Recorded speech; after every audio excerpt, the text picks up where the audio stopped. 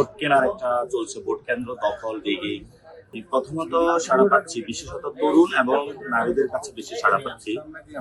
আর নির্বাচনী পরিবেশ আমরা চিন্তা করেছিলাম যে আমাদের তিনটা এজেন্ডা ছিল: বিচার, সংস্কার, নির্বাচন। বিচার রায় ফাঁসি হয়েছে, সংস্কারে আমরা একটা পর্যায়ে এসেছি।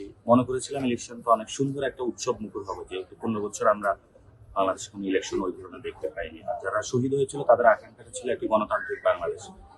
যখনই আমরা ইলেকশনের ফেজটাতে আসলাম, তখন প্রথম ধাক্কাটা খেলাম নির্বাচন কমিশন যখন ঋণ খেলাপি এবং দ্বৈত নাগরিকদেরকে তারা অ্যাপ্রুভাল দিয়ে দিল।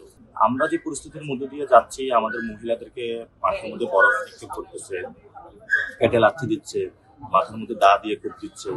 মহিলারা যখন প্রচারণা যাচ্ছে তারা শঙ্কিত হচ্ছে। আমরা এমন বাংলাদেশ আসলে আশা করি নাই। আমাদের কারো প্রতি আসলে অভিযোগটা নেই, অভিযোগটা হলো সিস্টেমের প্রতি। সিস্টেমটা আমাদের ঠিক করতে হবে, অর্থাৎ সন্ত্রাস, চাঁদাবাজি, দুর্নীতি যারা সমাজে আছে তারা যাতে সংসদে না যেতে পারে, এই ধরনের একটা সিস্টেম আমাদের করতে হবে। ইনশাল্লাহ আমরা যখন সংসদে যাব, এই ধরনের আইন তৈরি করব।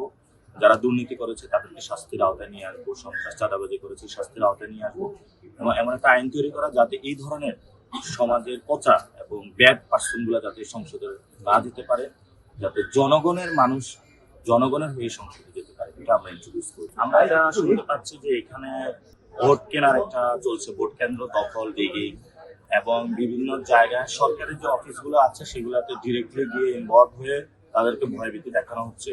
এটা কিন্তু নির্বাচন আচরণ বিধির বহির্ভূত কাজ। যখন সরকারি কর্মচারী যারা আছে তাদের নিয়ে মিটিং মিছিল করা, এটা হলো বিটিসিএল যেটা, সেটাতে হয়েছে। এবং 20টা বিলবোর্ড লাগানোর কথা, সেটার পরিবর্তন হলো প্রায় 200-300, মানে এটার জন্য হিসাব নাই, এত বিলবোর্ড পোস্টার ব্যানার লাগানো হয়েছে। এবং রাতে আমার পোস্টারগুলো ছেড়ে নেওয়া হচ্ছে। আমরা এগুলা ফেস করতে যাই নিজেদের এম্বারাস ফিল করতেছি, কারণ এইসব চিন্তা ভাবনা আমরা আগে দেখেছিলাম শেখ হাসিনার আমলে, আগের বিএনপিতে। এখনো তারা সেই মানে মধ্যযুগীয় বর্বরতার কাদায় তাদের ইলেকশন ক্যাম্পেইন চালাচ্ছে, সেই সিস্টেম একই চালাচ্ছে। এটা কিন্তু যারা ইয়াং জেনারেশন এবং মহিলারা ভালোভাবে নিচ্ছে। কিন্তু আর পিস্তল তাক করে জনগণকে বলতে পারবে না আমাকে ভোট দিতে হবে। জনগণ যদি কাউকে চায়, এটা জোর করে নিতে পারবে না।